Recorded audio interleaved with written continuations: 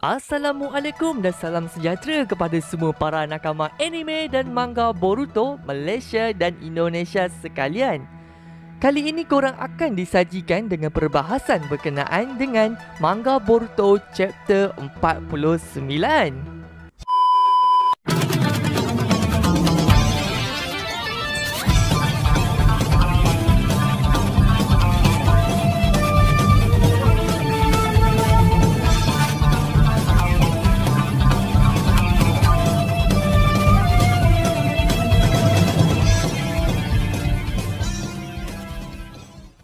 Sebelum memulakan video ini, silakan tekan lonceng kecil di bawah bagi mendapatkan notifikasi video akan datang.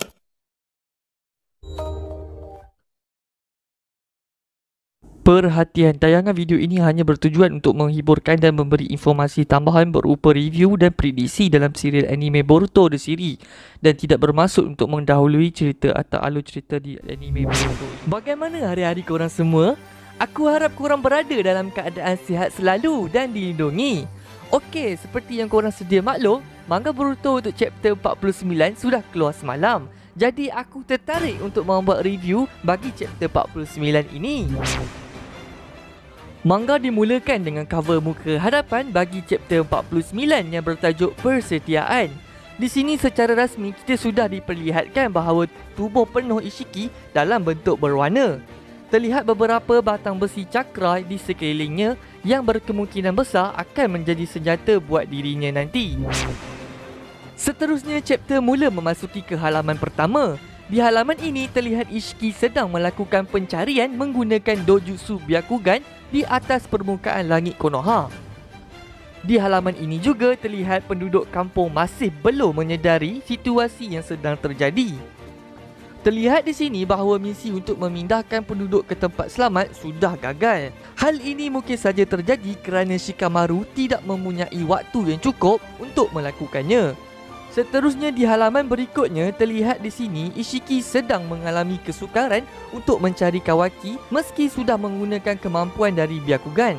Ishiki merasa bosan mencari dengan pemandangan yang sudah dilihatnya melalui Byakugan itu. Di halaman seterusnya terlihat Shikamaru sudah memberi arahan kepada polis Konoha untuk memindahkan penduduk. Dan juga terlihat Naruto yang resah sudah mula bergerak menuju ke Ishiki. Terlihat juga di sini Naruto sedikit kesal akan permintaan Boruto untuk turut bertarung itu. Naruto tetap dengan pendiriannya yang tidak mengizinkan itu. Di panel berikutnya terlihat bahawa Ishiki yang sudah bosan memakai Byakugan telah turun ke bawah untuk bertanya langsung kepada penduduk Konoha berkenaan dengan keberadaan Kawaki itu. Ishiki di sini terlihat lebih beradab berbanding Otsutsuki yang lain. Meski memiliki kekuatan penghancur yang luar biasa, Ishiki terlihat masih memiliki kesabaran yang luar biasa. Aku tidak yakin mengapa Ishiki tidak menggunakan kemampuan dari Rokudo no Jutsu sama seperti yang pernah digunakan oleh Nagato dahulu. Namun pertanyaan Ishiki itu telah dibalas dengan lemparan shuriken ke arahnya. Lemparan shuriken itu malah memutar kembali ke arah salah seorang ninja Konoha yang lain. Dan Ishiki kembali bertanya di mana Kawaki berada.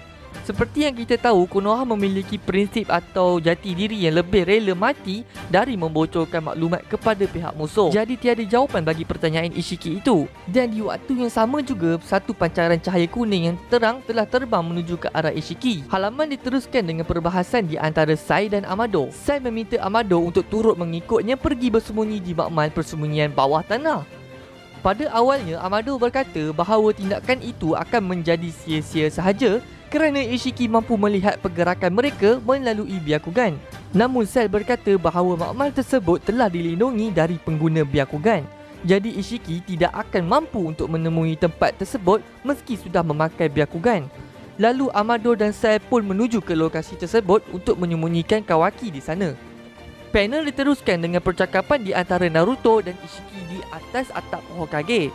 Dan panel berubah ke scene percakapan di antara Sasuke dan Boruto. Sasuke mengakui bahawa Naruto dan dirinya tidak akan mampu untuk mengalahkan Ishiki tanpa memakai bantuan dari kekuatan Momoshiki yang tersembunyi dalam tubuh Boruto itu. Namun Boruto tidak yakin dengan dirinya. Boruto berkata bahawa dirinya sudah bersedia untuk mati demi melindungi Konoha. Namun Boruto malah lebih takut jika dirinya nanti akan hilang kesedaran sewaktu bertarung dalam mood Momoshiki itu. Sasuke mengatakan bahawa dirinya berjanji akan membunuh Boruto jika hal itu benar-benar terjadi. Dan Sasuke juga sedar bahawa Naruto tidak akan sanggup untuk melakukannya. Namun Sasuke bertekad untuk mempercayai semuanya pada kekuatan Boruto di pertarungan kali ini. Seterusnya, Sasuke menyerahkan pengikat kepalanya kepada Boruto itu. Sasuke menyatakan bahawa pengikat kepala itu sangat bermakna buat dirinya. Oleh itu, Sasuke mahu Boruto berjanji untuk mengembalikannya dengan sendiri. Boruto yang mengambil pengikat kepala itu telah memberi maksud bahawa berkat dari kata-kata Uchiha Sasuke, Boruto sudah menemui tekadnya di chapter 49 kali ini. Halaman diteruskan dengan scene Naruto yang sedang bertarung melawan Ishiki di atas langit Konoha. Namun dengan mudah Ishiki menendang Naruto jatuh ke bawah. Namun tanpa disedari, akibat dari pertarungan itu telah membuat beberapa kehancuran buat kampung Konoha. Ya, memang ini tujuan Ishiki melakukannya. Namun sewaktu ingin menendang Naruto sekali lagi, secara tiba-tiba tubuh Ishiki telah ditukar dengan tubuh Sasuke menggunakan kemampuan dari Ame no Jitejikara milik Rinnegan Sasuke. Panel diteruskan dengan perbualan di antara Sasuke dan Ishiki. Ishiki memperingati Sasuke dan Naruto akan kekalahan mereka di pertarungan yang lalu. Namun Sasuke meminta Naruto untuk melemparkan beberapa shuriken ke arah Ishiki untuk mengalihkan perhatiannya. Sasuke pada ketika itu sudah bersedia untuk melemparkan pedangnya sendiri ke arah Ishiki. Semua shuriken yang telah dilemparkan tadi telah menjadi kecil hasil dari teknik dojutsu Sukuna Hikona milik Ishiki. Namun secara tiba-tiba pedang Sasuke tidak dapat dikecilkan oleh teknik itu. Ternyata pedang Sasuke itu adalah teknik dari Henge no Jutsu milik Boruto. Boruto telah menjelma tepat di hadapan Ishiki dengan memakai karma Momoshiki.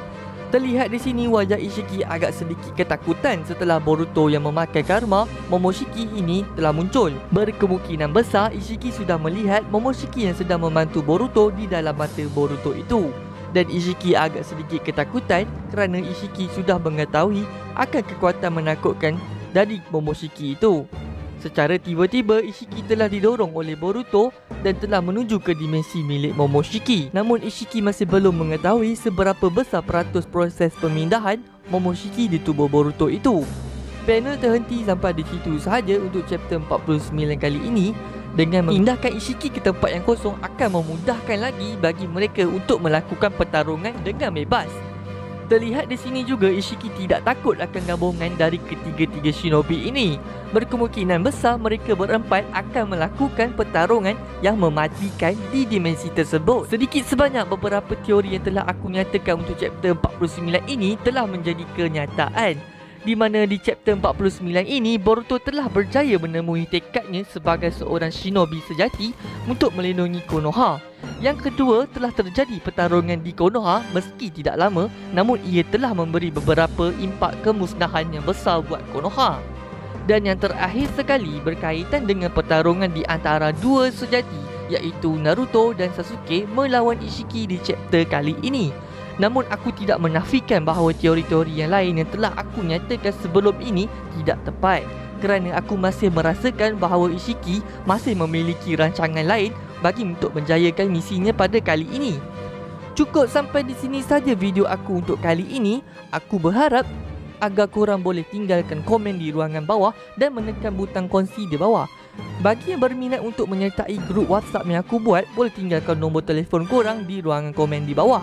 Aku ingin memohon maaf sekiranya terdapat sebarang kesilapan yang telah aku lakukan sepanjang video ini berlangsung. Segala yang baik itu hanyalah datang dari Allah Subhanahu Wa Taala dan yang buruk itu adalah datang dari diri aku sendiri. Aku akhiri dengan ucapan Assalamualaikum dan peace yo. Terima kasih kerana sudi menonton video ini sampai habis. Jangan lupa untuk tekan butang like, subscribe serta komen di bawah dan tekan loceng kecil di bawah bagi mendapat notifikasi video akan datang. Dan korang juga boleh share video ini kepada kawan-kawan korang untuk mendapatkan lebih lagi video yang akan datang. Terima kasih.